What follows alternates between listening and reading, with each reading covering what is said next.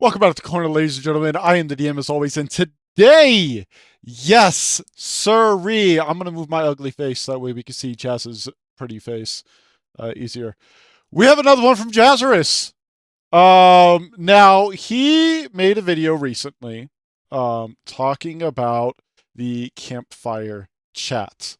I don't know why it's not showing here. I did watch the whole thing. Um, but players are not responding well to the Campfire chat, and I can only imagine why. Now, a few days ago, about 2 days ago, I put out this video, and I titled it, Diablo 4's problems are the same as Diablo 3. And it got, 124 views. Pretty good amount, the majority of my subscriber count. Thank you all for watching, by the way. But the consensus behind the Diablo 4 expansion is pretty much the same as it was when Diablo 3's expansion for the Necromancer released. It wasn't good at first. The Necromancer was horridly overpowered. And that was primarily because of power creep, as I mentioned in my previous video. So I want to go through this video just a little bit, and then I want to talk about this right here, specifically this, and what this is going to lead to. Because I'll just spoil it right now. If you watch this video, you'll know what it's going to lead to. So yeah, let's go ahead and watch this video, shall we? Hey guys, so after the Campfire chat update that I did the video reacting to racks and all of that, I went ahead and I went to see the comments. And brother, people are not receiving well this Campfire chat. I went to the Woodillo video to see the comments. I went to the Riker video to see the comments. And people are pissed off about this Campfire chat because it was a nothing burger. Check this out, DM saying one of the Campfires of all time. I don't know why you I never always want laugh that. to this comment, brother. What it is? It always. If the reaction to one of your expansions or to one of your things from a game is like, this is one of the blank of all time, that means that it was bad. That means that it was really bad and that it was really poorly received. That's exactly what that comment means. Makes me laugh. My expectations were low, but I'm somehow still disappointed. Probably still not logging into Season 7. Yeah, brother. And if what they announced for Season 7 is cool, because maybe what they announced for Season 7 sucks. When they emphasize how popular the Spiritborn is at 66% versus the Sorcerer at 33%, I couldn't help but facepalm. Of course, when the class is doing 100,000 times more damage than any other class, people are going to play it. Of course, people don't want to play an underperforming class. Yeah, so I wanna bring this to people's attention real quick. So this is on Icy Veins. I love using this site because so many people think that Icy Veins is a terrible site. The pit maximum tier 150 completed with insane 200 trillion damage Spiritborn build. 200 trillion. Now they have a video right here.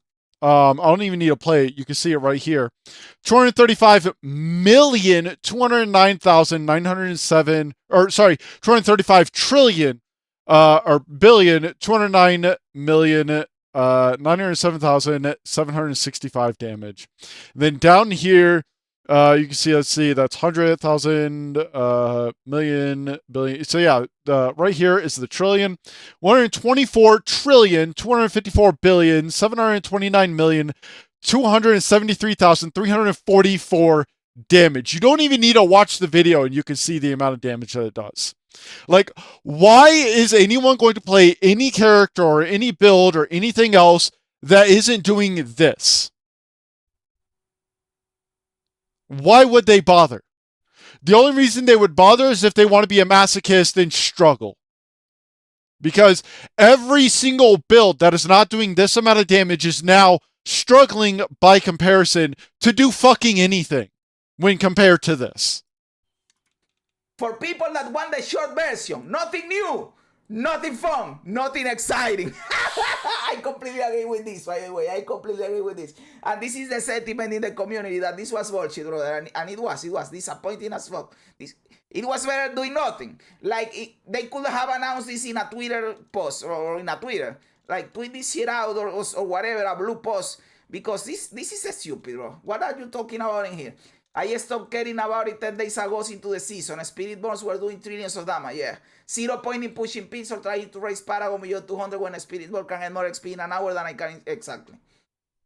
Once again, we Druids are getting the short of the stick. Brother, that is the Druid life. I, as a Druid main, have accepted this is the Druid life.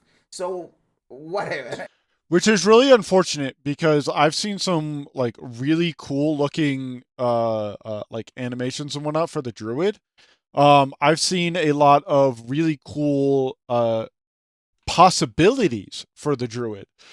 But as this guy says, they're just getting the short end of the stick. And we'll dive into more of that. Gonna be lit. Brother, we have been saying this shit from season 1. No, brother, next season is going to be the season. No, next season is going to be the season. No. The next season is going to be the next season. This is the last chance, boys. This is the last chance. And it is bullshit again. Your excitement is infectious. Yeah, he's not excited at all, and I completely understand it, brother. I completely understand.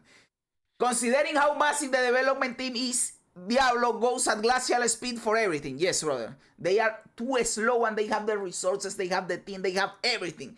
Team is so big it hinders development rather than helping. It shouldn't be like that. PoE makes huge changes every 3-5 months while still developing PoE too.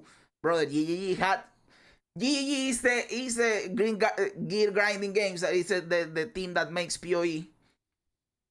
Are my go-to when someone says to me that this is too difficult, that they have to allocate resources or whatever. This is my go-to. This is my go-to. This is a smaller company that Blizzard. They have less resources and a smaller team, and they accomplish way more. So you can give me crap like say, there is no excuses. There is no excuses because every time you say something to me with an excuse, I will say, but look at them. They are doing it. Yeah, so the fact that grinding gear games exists is the entire reason why I find it absolutely unacceptable that these big AAA companies are reluctant to do anything. It's I want to bring something up real quick. PoE Settlers of Calgary, right? So their Settlers of Calgary event is something that they're pushing out. Let me see if I can actually find it on the. Let me go to PoE. Is it PoE.com? Path of Exile. They are pushing out an event that is essentially done because of the fact that hang on, let me get it up. Here we go. So right here, a few weeks ago at this point, I think, they announced that they will have to delay the game, Path of Exile 2, by 3 weeks. Not because of any, like, build issues or bugs or anything like that. No. It's because they made a promise that all of your microtransactions from Path of Exile 1 will be available in Path of Exile 2. And they refuse to even allow the smallest chance for any of your microtransactions to be lost. They absolutely refuse to allow even a microcosm of that possibility to exist. And not just for PC players, but for consoles as well. They absolutely refuse to allow this to happen. And that they said that they have to, in their own words, we have to get everything perfect so nobody loses anything they paid for and nobody has their account broken. This is why they delayed their game. Rather than just ship it out in a hope that nothing happens and then issue apologies and be like, oh, we're so sorry. Please contact us and we'll try to get it. No. Fuck all that. Fuck it all. We're delaying it because we refuse to allow this shit to happen to our players. End of story. That's the level of dedication that GGG has towards all of their players. It doesn't matter if you only bought one thing. It doesn't matter if you bought 1,000,000 things. If you lose anything that you paid for, they refuse to allow it. They will not allow that to happen. That's the level of dedication they have. And their team is maybe at most 1/6 the size of fucking Blizzard. Okay? Now, over here, their 3.26 expansion timeline. Look at this. Okay? They have 1, 2, 3, 4, 5, 6, 7 different questions that would have 100% been asked by anyone. And they have them all listed right here. They have everything that's going to be included in it. They have all the information and everything. Okay? They've announced the new date right here in this same one, right? Which is going to be in December, right? Like, this is the level of attention that GGG gives, right? Like, that's what's insane about this, right? So, like he said, whenever someone comes up and is like, oh, but, blah, blah, blah reason, and this or that reason, whenever someone comes up to that, it's absolutely fucking unacceptable. Because GGG, with maybe 1/6 of the fucking development team size, is not only continuing to update Path of Exile 1, but is literally making a whole new fucking game for Path of Exile 2 at the exact same fucking time! This is why this shit is unacceptable. This is why games like Dragon Age the Veilguard, why fucking, oh my god, what are some other really shit games? Concord. Why I think it was it EA? I don't remember what fucking game it is, but there's another game that's come out recently that had like no marketing, had a budget of like $150 million, and it fucking flopped with like maybe 100 people fucking playing the game, right? When it came out. I forget what game it is. But it's like these companies that are these big AAA companies, they don't have a fucking excuse for why these games are this bad. Let's continue. So you, with more resources and more people and more everything, you should be able to do it. That is the way. That is the way. Look at this one. This Campfire exceeded my expectations. I expected garbage and they gave me the whole dumpster. Yes, brother. This is like that meme, like, I expected nothing and you still disappointed me because... What are they thinking, brother? I don't understand what they are thinking, my dude. You have everything to succeed. You have everything anyone needs to succeed. And you still don't do it, brother. This is honestly like... I mean, he's not wrong here, right?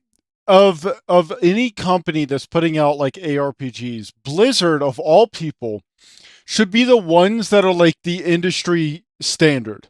They should be leading the industry, and they used to. That's what's so upsetting, is Blizzard used to be the industry standard. They used to be the leading person in the industry for not just ARPGs, but also MMOs. But I mean, now they're just like, they're at like near the bottom. I wish I had these opportunities to do these insane, crazy things. I don't understand it at all, bro.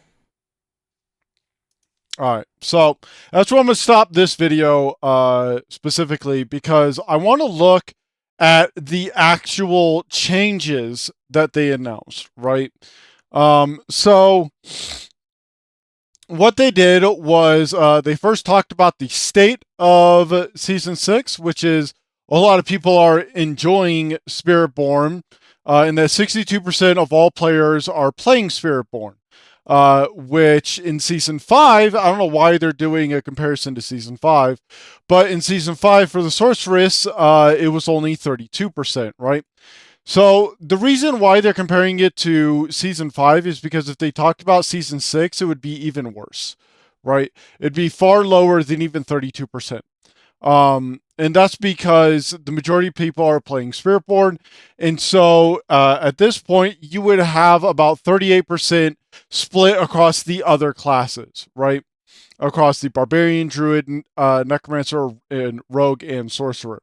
Now, I'm terrible at math, so I'm just going to pull up a calculator. But if we take 32 and we divide it by 5, that means that each of the other ones would be around average about 6.5% of the player base, right? Which is really bad. This is not good. This displays, so obviously when a new expansion comes out or anything and it comes along with like a new class, you're going to see a large amount of the player base jump over to that class to try it out, right? This is just standard for any game that releases a new class, right? People are going to want to try and test it out. People are going to want to see what it is. Let me see if I can pull up the number base for the Necromancer in Diablo 3. So right here we have getnux.com with Diablo 3 popular class in terms of character creation, right? If we scroll down here, we can see that it was the most popular in terms of character creation, with the Demon Hunter being the most played by over 25%, and Witch Doctor being the least played by 5%, right?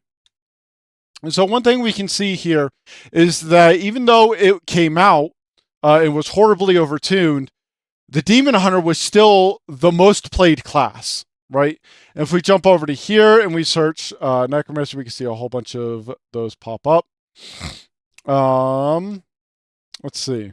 So this one doesn't actually talk about game statistics, but we can see here that the creation of a character, Necromancer was the most popular. But Demon Hunters were still the most played, a class that had already been out, right? Because Demon Hunters were exceedingly good. Not the most broken, but they were exceedingly good. And they had a lot of wave clear, right? A lot of screen clear. So we can see that the fact that they're not releasing those numbers is a huge deal.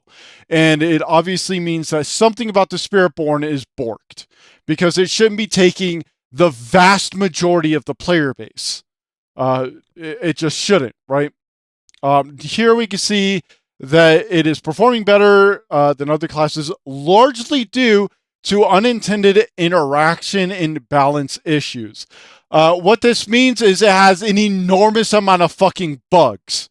Okay, there's one where you get, let me see, I'm actually just going to pull it up because it'll be a lot easier to do. So this one right here. You have this legendary node, which is you do 1% increased damage for each 3% of your maximum health you have as a barrier. This is fucking busted, by the way, because this means that if you just stack a shit ton of max life and just max out your barrier, your damage and your survivability increase proportionately with each other, right? Like, this is insane. It's just that when it says 1,000 times your DPS, they're not joking, right? So that's pretty insane. It's bugs and unintended balance issues because the class wasn't fucking tested before they released it, right? Other classes are performing fairly well when compared to one another, right? When compared, like when you compare Barbarian to Druid to Necromancer to Rogue to Sorcerer, they compare fairly well, right? They're competitive and pit tier clears, which is a good sign for the devs. Again, when compared to one another. Two statements that they need to balance. They want players to feel strong and powerful and to feel like they can break the game. And they want class parity in regards to power level, right? Now here's the kicker, right? There are no plans to nerf Spiritborn in the mid-season patch. Blizzard will be fixing unintended interactions with Spiritborn by making balance adjustments in Season 7 to bring them in line with other classes. If something comes up that impacts other players in regards to game performance, they will fix it as soon as possible. They are buffing all other classes in the mid-season patch, but not enough to account for the power-intended interactions with the Spiritborn. What does this mean? Well, ladies and gentlemen, if you made it this far, you probably already know. Say it with me now.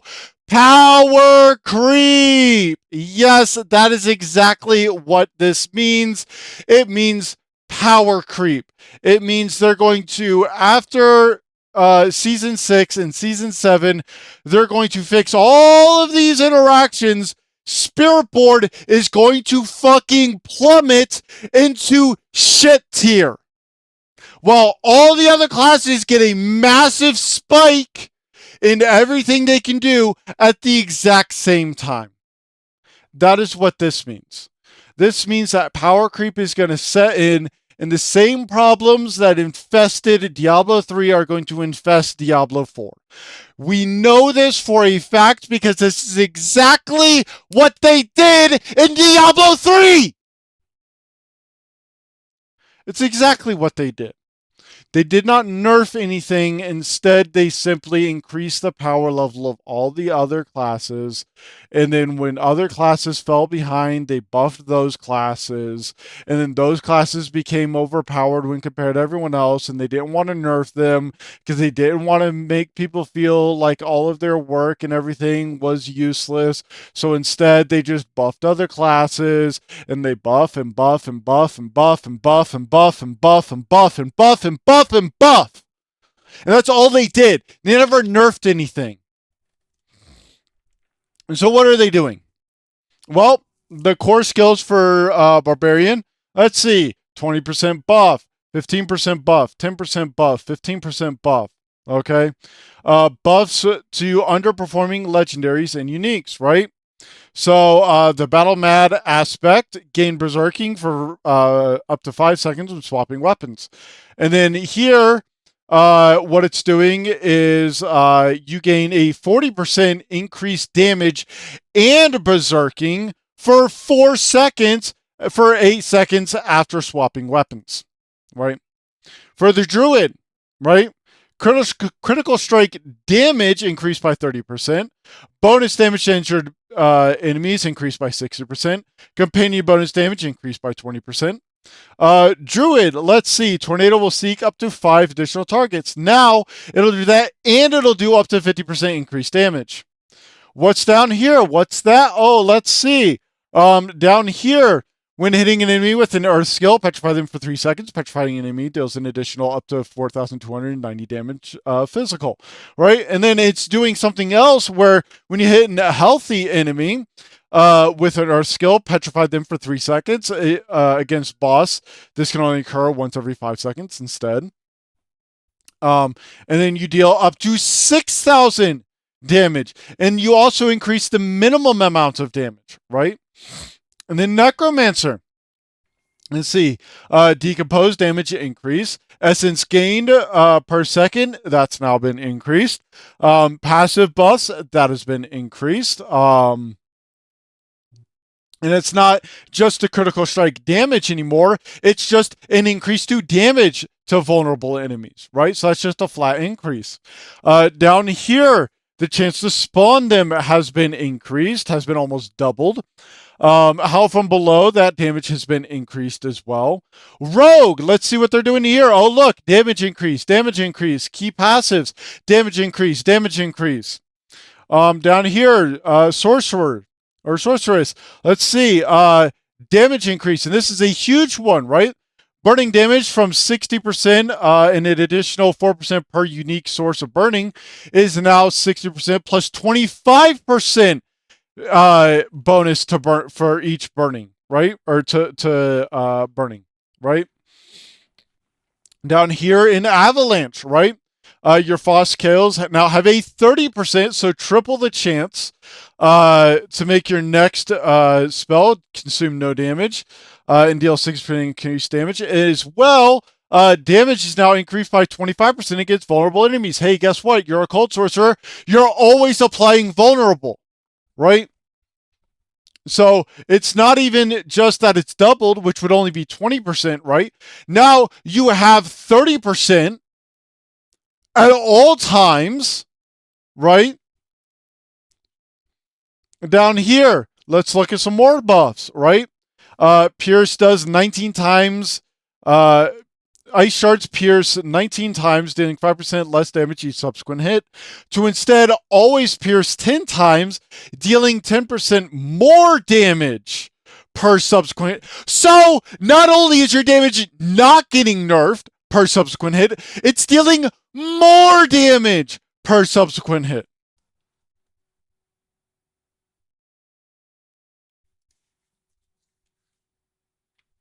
Look down here, right? Aspect of charged flash, right? Let's see, it hits enemies up to 50 times. Next 3 casts of charged bolt becomes a wave that pierces, right? And then over here, hits enemies up to 50 times, and your next 3 casts pierce and critically surge upon impact, which is even more damage than this. Even more damage than even the 1700, right? And Spiritborn, let's see. Oh, look at this. They're not nerfing them, they're buffing them. They're buffing the damage that the class that could do into the quintillions of damage, okay? So let's see. Razor Wings, 25% more damage, and no longer has a short cooldown, so you can just spam this shit out. Withering Fist, more damage. Slow, increased. Sharp Withering Fist, increased.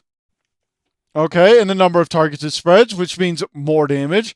Toxic Skin, increased. Enhanced Toxic Skin, increased. Measured Toxic Skin, increased. Rune Words, oh look, increase. Let's see. Shrine update, okay? So... oh my god. Let's see. These shrines now deal more damage and scale with your level and Paragon level. Oh look! Spiritborn, who can get Paragon 300 in a faster time than any other class can get Paragon 200. Oh look! Now you have shit that scales with it even more!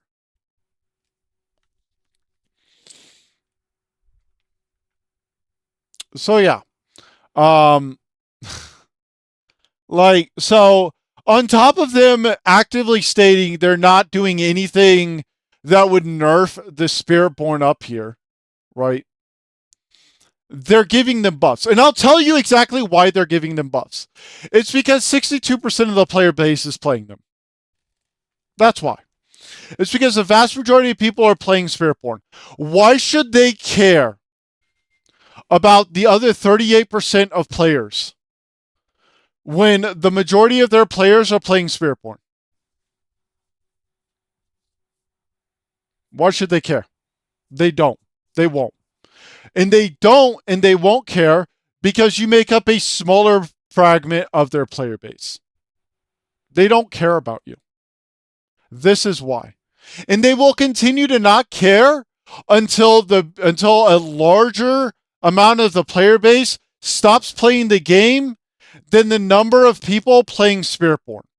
And by this, we go back to one of my earlier examples way back in another Jazzrus Reacts video, or in another reaction to the Jazzrus video, where I said that I believe I called it the hardcore casual player base or something like that, right? Where when I say this, I mean the player base that plays the game. They play the game more than casual players, like the actual casual players, more than the players that just play for the story. But they play less than the players that play this every single day, right? They play it for maybe half the season before they quit, right? Or around half of the season, right? Play for like a month or two and then they stop. Month and a half, 2 months, something like that, right? When that number of player base, we're talking about 70 to 80% of the player base, when that number of players stops playing their games because of this, that's when they'll take notice. But that won't happen because 62% of the player base is playing Spiritborn. Like, that's just the simple fact of it, right? So, yeah. This I watched this video when I was at a Subway. because there, like I said, there's a lot I want to say. This video is 30 minutes long, as most of my videos are. And yeah, to sum it all up, this is insane. I highly recommend y'all go and watch the entire video because it's absolutely hilarious. But I don't want this video to be another hour-long video like my first attempt was. So yeah, that's all I've got for this video. If you liked the video, hit like, hit subscribe. If you didn't like the video, leave a comment letting me know why, and hit the dislike button. Let me know why you didn't like the video. And until next time, thank you all for coming to my corner. I've been Deem as always, and I will see you all next time.